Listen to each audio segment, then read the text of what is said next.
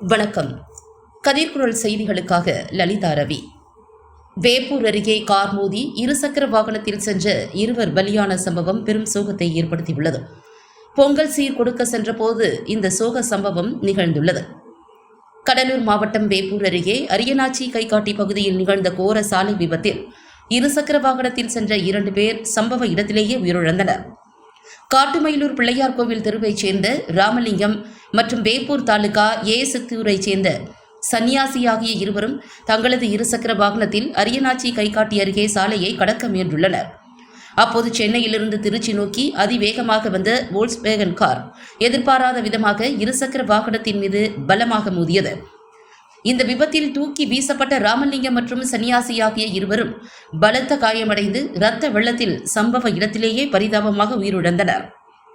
இதுகுறித்து தகவல் அறிந்த வேப்பூர் காவல்துறையினர் விரைந்து வந்து இருவரின் உடல்களையும் மீட்டு பிரேத பரிசோதனைக்காக விருத்தாசலம் அரசு மருத்துவமனைக்கு அனுப்பி வைத்தனர்.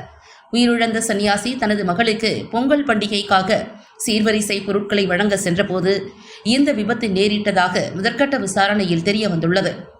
மகளுக்கு சீர்கொடுக்க சென்ற தந்தை விபத்தில் சிக்கி உயிரிழந்த இந்த சம்பவம் அப்பகுதி மக்களிடையே பெரும் சோகத்தை ஏற்படுத்தியிருக்கிறது. இந்த விபத்து குறித்து வேப்பூர் போலீசார் வழக்கு பதிவு செய்து தீவிர விசாரணை மேற்கொண்டு வருகின்றனர்.